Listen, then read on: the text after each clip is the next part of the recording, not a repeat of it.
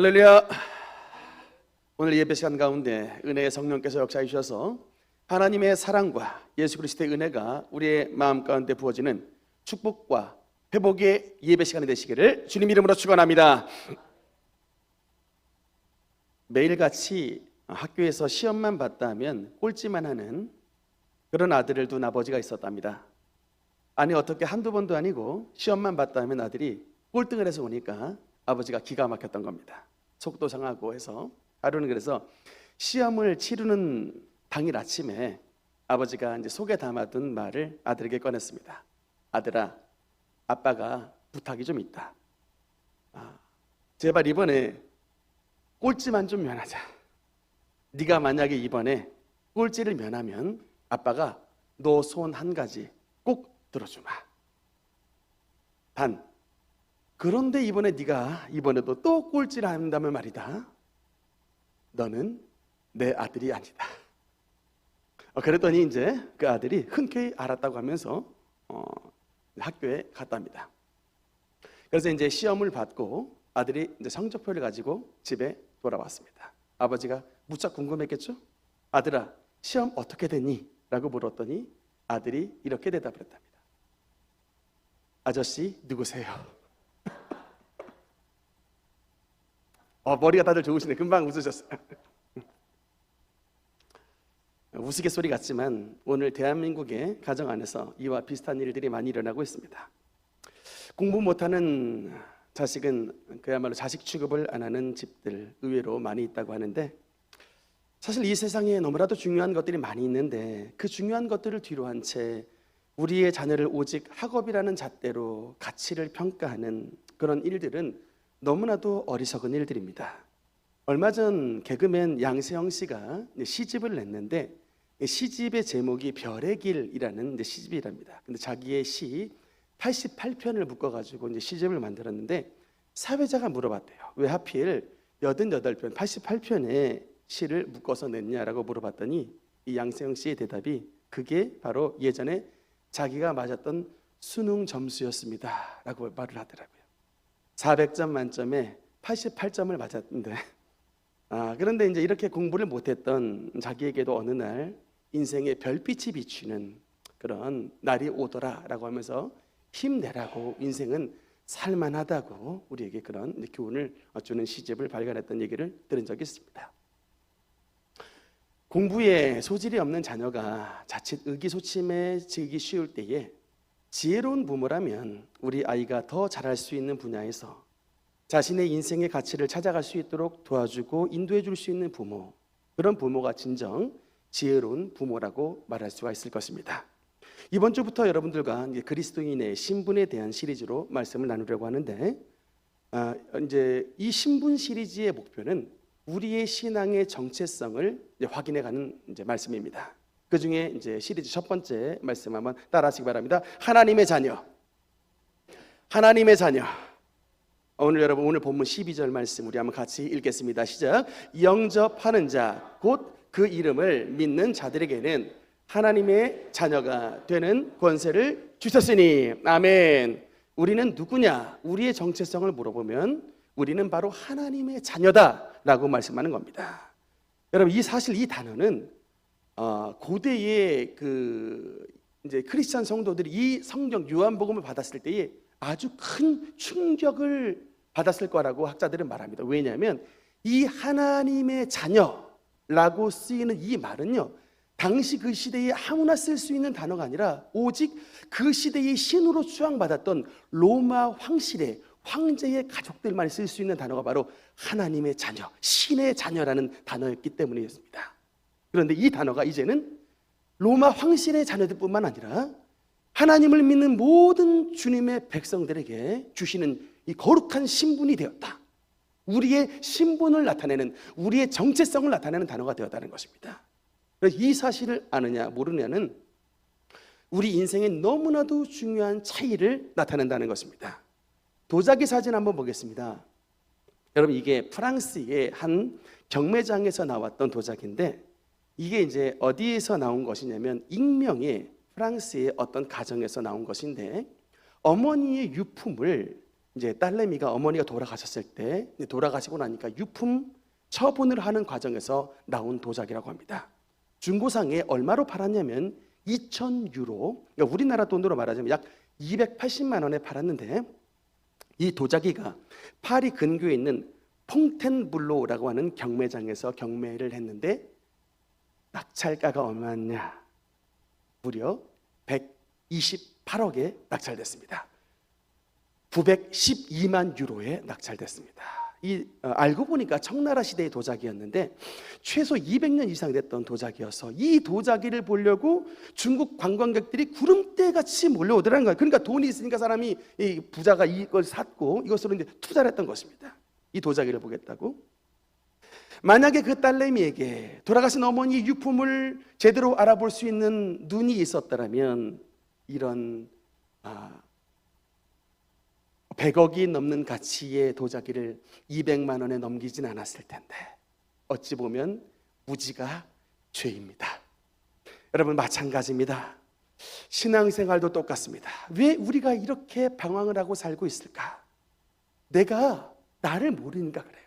우리가 우리를 모르니까 그렇습니다. 우리의 정체성을 모르니까 방황하는 겁니다.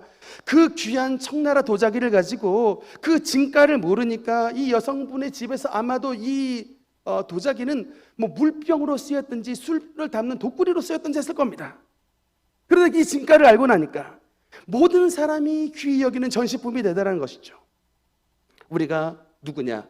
영접하는 자, 그 이름을 믿는 자들에게는 하나님의 자녀가 되는 권세를 주셨으니 저와 여러분은 보배롭고 존귀한 주님의 자녀요, 하나님의 사람이라는 것을 기억해 주시기 바라는 것입니다. 우리가 하나님의 자녀가 됐을 때 우리에게 나타나는 가장 중요한 인생의 특징이 뭐냐면 바로 하나님과 관계를 맺는 것입니다. 여러분, 그 가족이라는 단어를 다른 말로 식구라는 한자어로 쓸 수 있는데, 여러분, 이 식구가 먹을 식자의 입구자입니다. 그러니까 같이 먹는 사람들, 이게 바로 가족이라는 의미입니다. 그래서 식구들은 기본적으로 음식을 같이 먹습니다. 그리고 집안 한 공간에서 텔레비를 보기도 하고 또 같은 화장실을 쓰기도 하고 관계를 가지는 것이죠. 그래서 여러분, 많은 성도들이 교회는 다니는데 주일날 11시에 교회에 나와서 예배는 드리는데 실상 교회를 떠나가고서부터 자신의 삶의 영역에서 하나님과 아무런 관계를 맺지 않고 살아가는 사람이 많습니다. 일주일간 하나님 생각 한 번도 안 하고 그냥 다시 교회를 오는 분들이 많아요. 그냥 일요일 돼서, 주일도 아니고 일요일 돼서 교회에 나오신 분, 이런 분들은 내가 하나님의 자녀가 맞나를 좀 심각하게 고민해 보셔야 합니다. 성경에 보면 정반대의 특징을 가졌던 쌍둥이가 등장합니다. 여러분도 잘 아시는 에서와 야곱, 이 쌍둥이인데 성경 로마서 9장에 보면 이렇게 말씀을 하고 있습니다. 로마서 9장 13절 한번 같이 읽겠습니다. 시작. 기록된 바 내가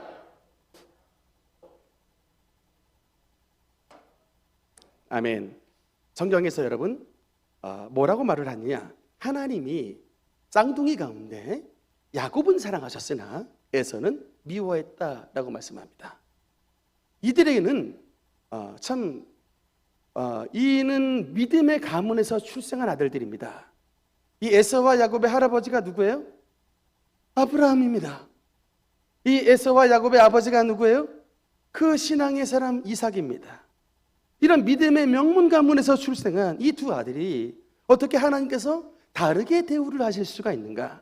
성경을 좀 자세히 보니까 에서에게는 없는데 야곱에게 있었던 한 가지 포인트를 성경에서 말씀하는데 그게 뭐냐면 바로 하나님과의 관계입니다. 에서는 다른 건 정말 다 잘했습니다. 인간적으로 보면 의리도 있고요, 외모도 막 이게 옛날 고대는 이게 남자가 털이 많아야 이게 매력적인 사람이라고 해요. 근데 에서라는 뜻이 이게 에돔의 어원인데 이게 붓다, 털이 많다 이런 뜻이랍니다.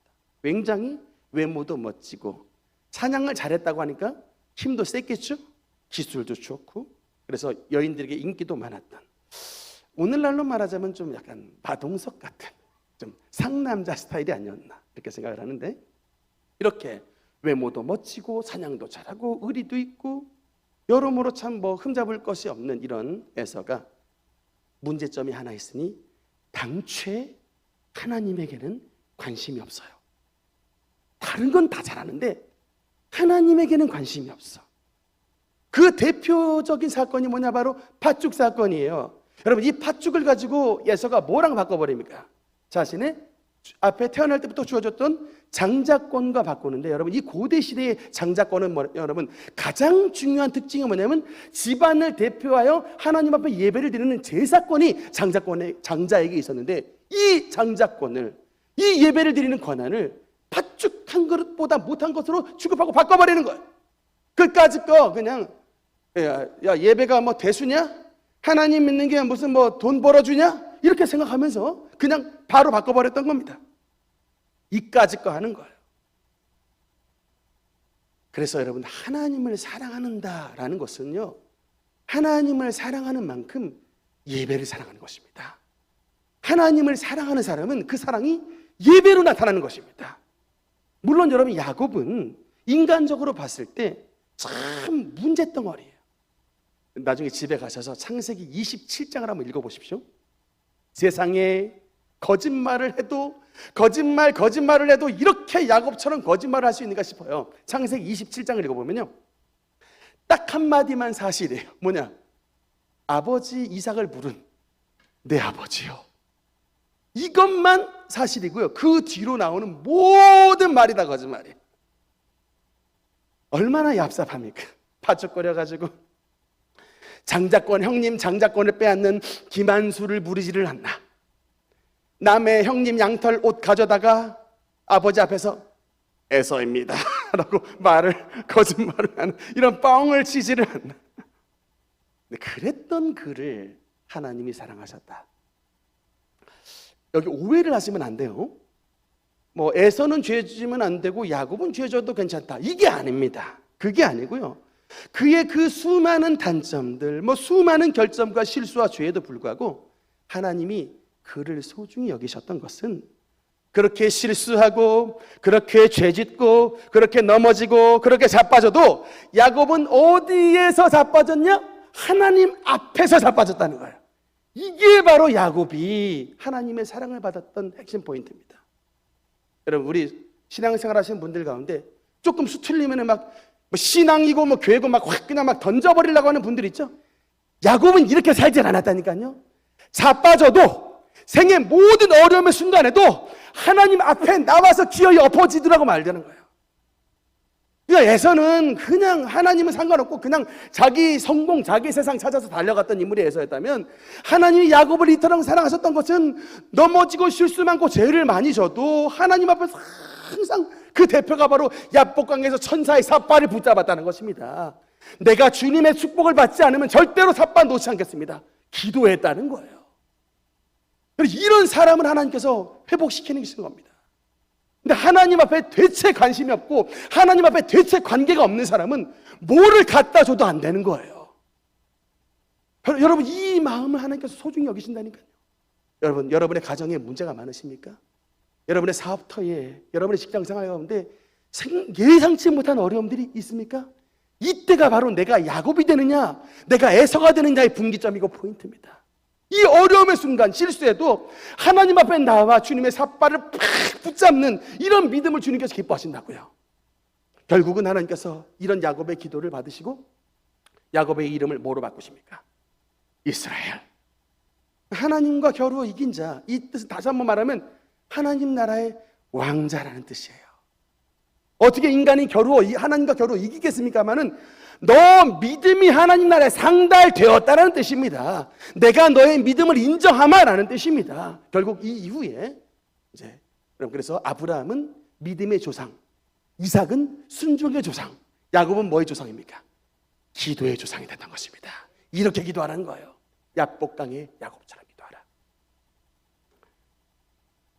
그래서 하나님과 관계를 가장 잘 맺을 수 있는 적극적인 태도가 뭐냐? 바로 주님 앞에 나와 기도하는 것입니다. 사랑하는 능력교 성도 여러분, 기도하시기 바랍니다. 시간을 정해놓고 기도하시기 바랍니다. 가장 좋은 기도의 방편은 우리 능력교회 새벽기도 나와 기도하는 것입니다. 여러분, 새벽기도의 습관 너무나도 좋은 습관입니다. 하루에 첫 마디를 주님 앞에 드리고 하루에 첫 시간을 주님 앞에 드려서 온 하루를 주님 앞에 바치겠다라고 하는 신앙의 자세가 주님의 앞에 새벽기도 습관인 것입니다. 시편 108편의 다윗의 고백 한번 읽어보겠습니다. 같이 읽겠습니다. 시작. 비파와 수금아 깰지어다 내가 새벽을 깨우리로다.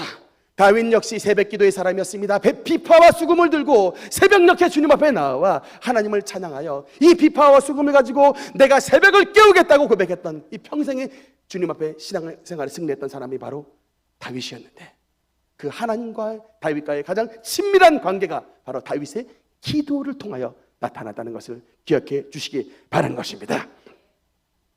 이렇게 하나님의 자녀가 된 자들에게 어떤 것이 주어지느냐? 다시 한번 오늘 본문 12절 말씀, 오늘 본문 12절 말씀 참 요절인데 다시 한번 읽겠습니다. 시작. 영접하는 자 곧 그 이름을 믿는 자들에게는 하나님의 자녀가 되는 권세를 주셨으니. 아멘. 따라합시다. 권세를 주셨으니. 권세를 주셨으니. 하나님의 자녀에게는 권세가 임한다라고 성경은 말씀하고 있습니다. 어떤 권세가 주어지느냐? 저는 특별히 여러분께 두 가지의 권세를 말씀을 드리고 싶은데, 첫 번째 권세가 뭐냐면 하나님 앞에 당당히 나아갈 수 있는 권세가 바로 영접하는 자고 그 이름을 믿는 자들, 하나님의 자녀가 되는 권세를 주신 것입니다. 히브리서 4장 16절 말씀을 보면 너무나도 중요한 말씀이 있습니다. 히브리서 4장 16절 같이 읽겠습니다. 시작. 그러므로 우리는 긍휼하심을 받고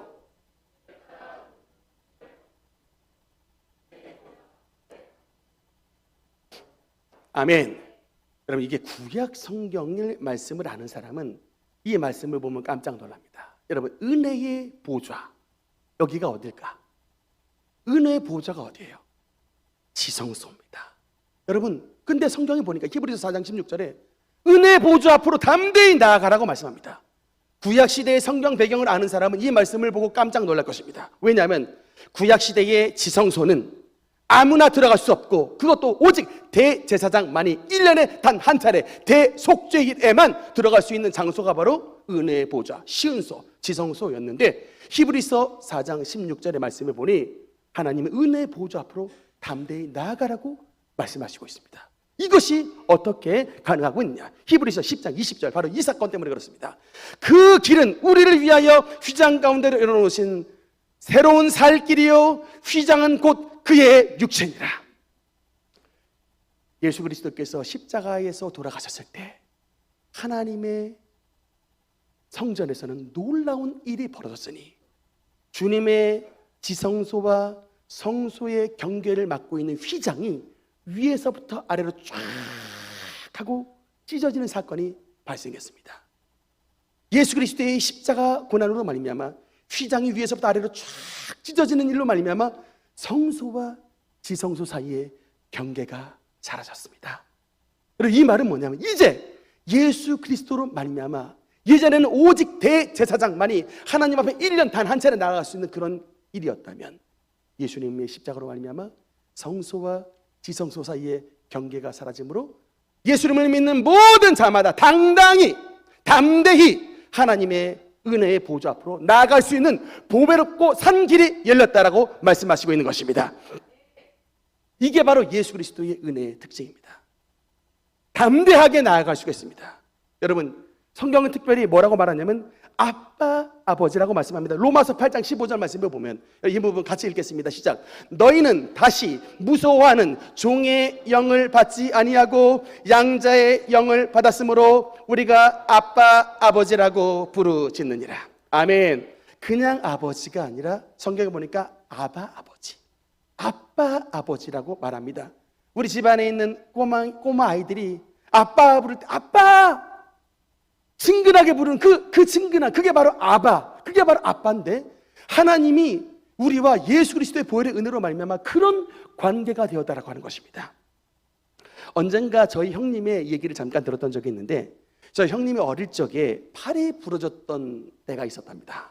근데 저희 아버지가 얼마나 급했던지 사실 그때 지금 생각해 보면 뭐 택시나 버스를 탈 수 있었는데 왜 안 탔는지는 뭐 모르겠으나 얼마나 저희 아버지가 급했는지 어린 형님을 팔이 부러졌다고 안고서 홍제동에서부터 그 무학재 고개를 넘어서 동림으로서 서대문까지 안고 병원에 들고 갔던 그런 일을 형님이 언젠가 저한테 한번 얘기를 해줬던 적이 있습니다. 그냥 그 거리가 제가 그 무학재 고개를 넘어갈 때마다 야, 이것이 바로 아버지가 우리 자녀를 사랑하는 아빠 아버지 하나님 아버지의 사랑이구나.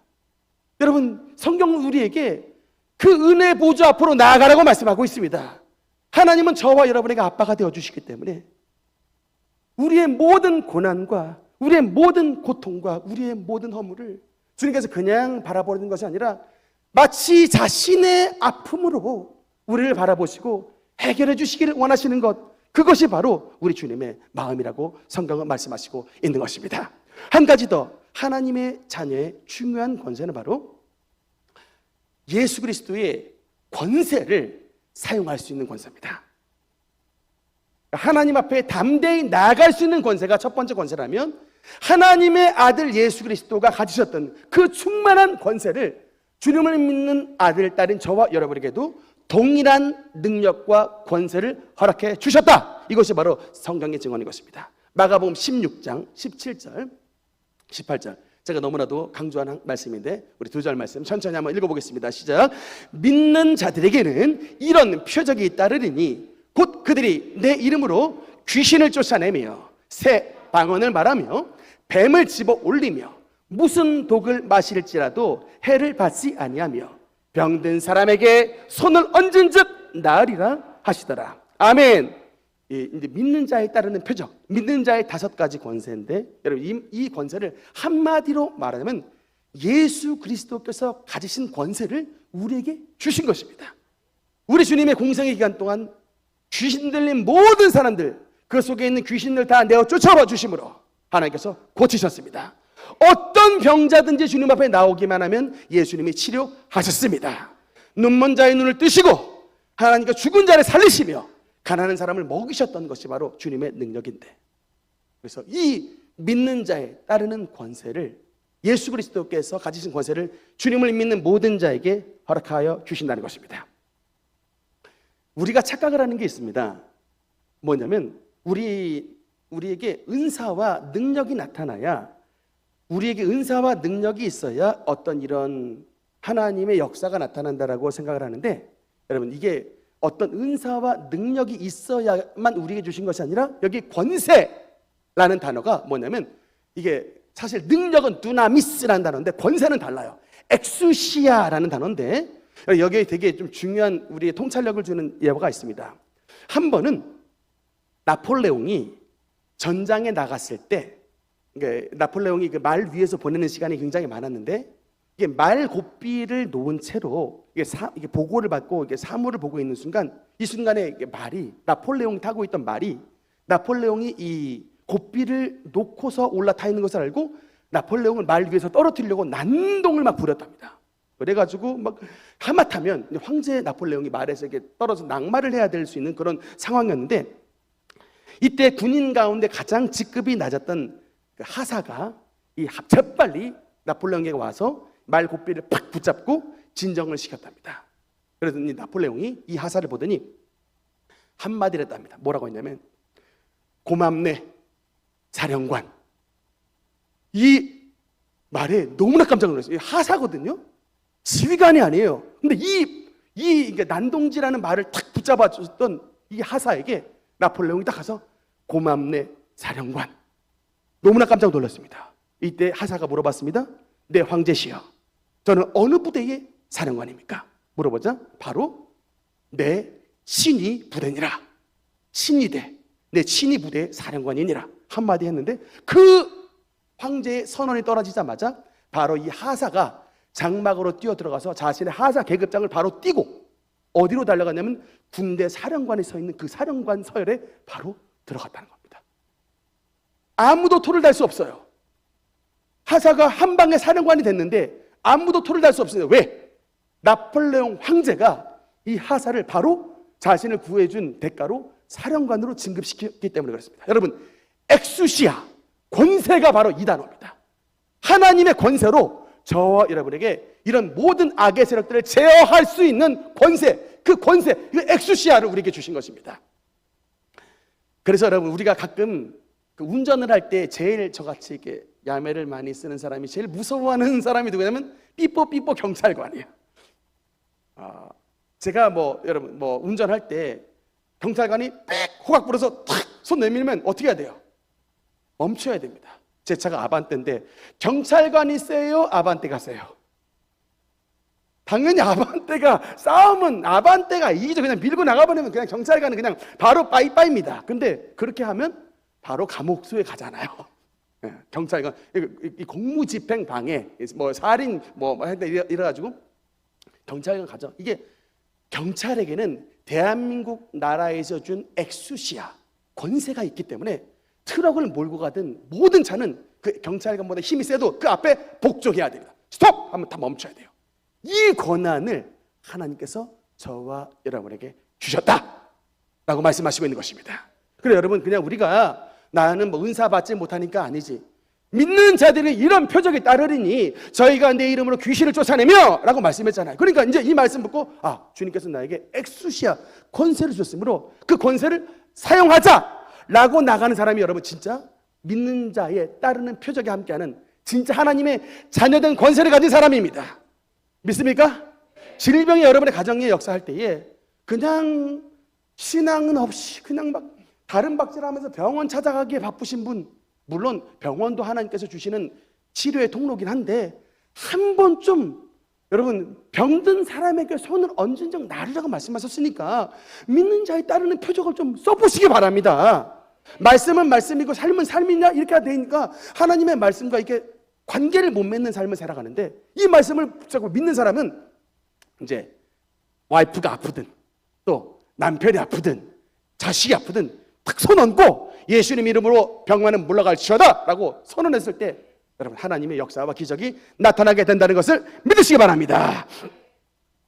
그 하나님의 자녀된 권세를 사용하여 놀라운 은혜를 누린 간증이 있는데 간증 한번 좀 잠깐 보겠습니다. 한 4분 정도 영상이 되는데 장위중앙교회 김학수 목사님의 교회 다니셨던 집사님의 간증입니다. 안녕하세요. 저는 임영준 집사입니다. 저희 부부는 둘째 아이 출산을 약 6주 앞두고 담당 의사로부터 뱃속의 아기가 개월수에 비해 신체적으로 미숙하다는 얘기를 듣게 되었습니다. 후 3주를 앞두고 의사는 아기의 성장이 더욱 늦어져서 뼈가 약해지고 성장하지 않는 병의 일종인 무연골 형성증이 의심된다고 하였습니다. 그 얘기를 듣는 순간 앞이 캄캄해지면서 하늘이 무너지는 것만 같았습니다. 그 길로 저희 가족은 담임 목사님을 찾아뵙고 기도를 받았습니다. 목사님께서는 기도를 마치신 후에 매일 아기를 위해서 찬송과 기도를 하되 예수님의 이름으로 깨끗이 나음을 받을 것이라고 믿음으로 선포하면 믿음대로 될 것이라고 하셨습니다. 저희 부부는 가족들과 함께 매주 담임 목사님께 기도를 받고 목사님께서 말씀하신 대로 선포했습니다. 그리고 믿음으로 예수님의 십자가의 피를 의지했습니다. 그리고 성도님들께 중보 기도를 부탁했습니다. 출산 예정일을 5일 앞두고 우리 부부는 다시 병원을 찾아가 경과를 확인했습니다. 그런데 담당 의사의 말은 전혀 아이의 상태가 호전되지 않았다는 것이었습니다.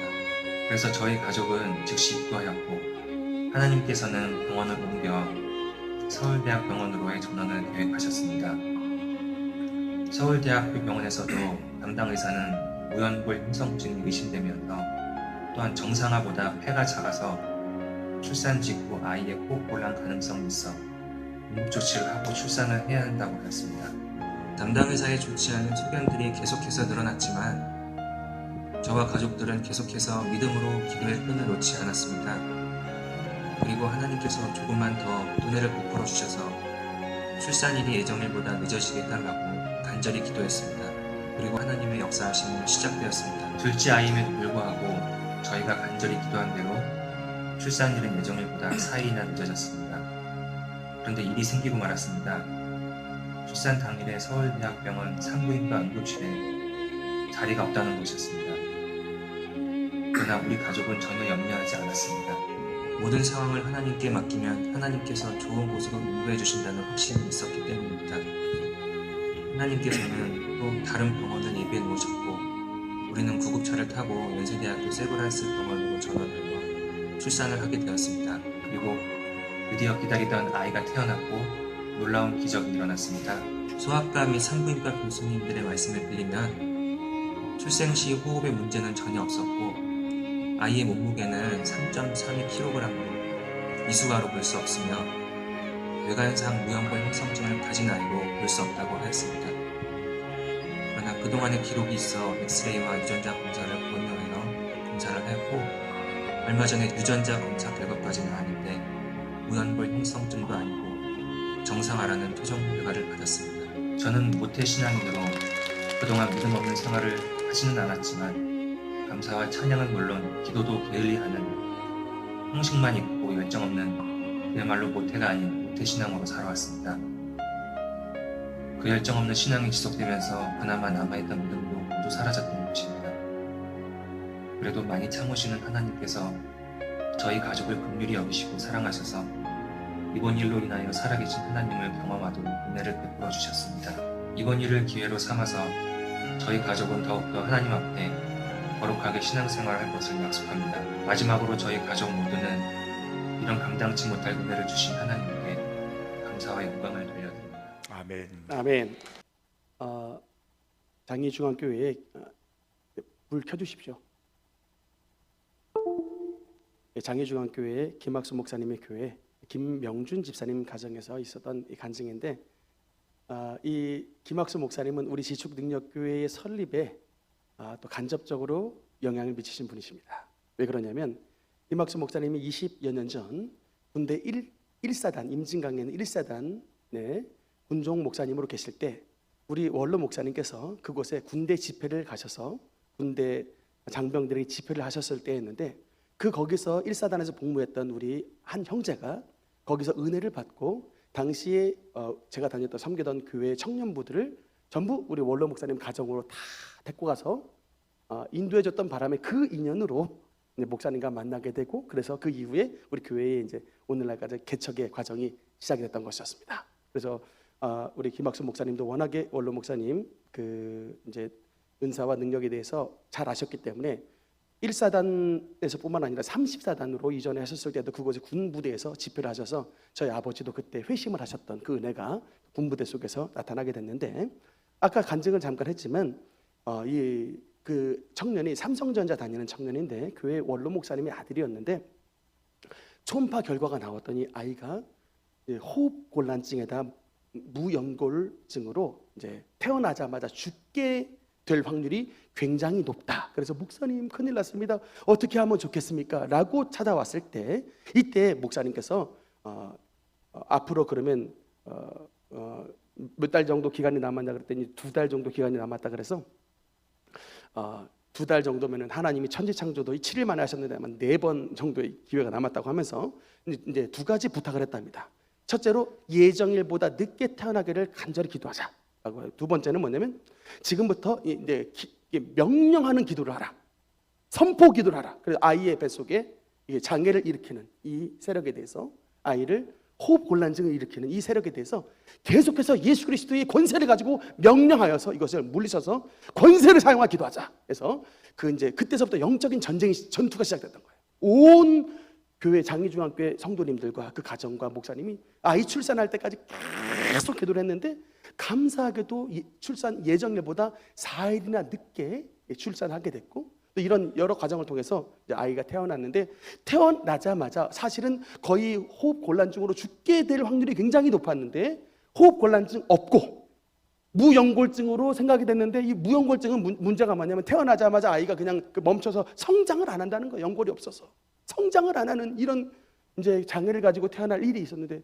검사를 다 해보니까 하나도 이상이 없다는 거예요. 분명히 동네 병원도 그렇고 서울대학병원에서도 이 차트가 다 있어가지고 무연골증이 진단이 나와 있는데, 그 기도를 또 하는 동안에 하나님께서 창조주 하나님의 권세와 능력으로 정말 기적을 일으키셔서 오늘날도 하나님이 그 사랑하시는 자녀들, 그 사랑하시는 가족들을 이렇게 치유하시고 하나님의 기적을 베푸셨다. 이것을 자신의 가족과 이름을 탁 공개를 하면서 이렇게 증거를 할 수 있는 이런 놀라운 역사가 나타나게 됐다고 하는 것입니다. 오늘 말씀을 들은 우리 모든 능력교 성도 여러분, 영접하는 자 곧 그 이름을 믿는 자들에게는 하나님의 자녀가 되는 권세를 주셨으니 그 주님의 권세를 마음속에 확신하며 은혜 보좌 앞으로 담대히 나아가시는 여러분 되시기를 주님 이름으로 축원합니다. 어떤 삶에 어려움이 당했다 할지라도 주님께서 우리에게 주신 예수 그리스도의 그 권세를 가지고 모든 악의 세력들을 물리치고 승리할 수 있는 우리 복된 능력교회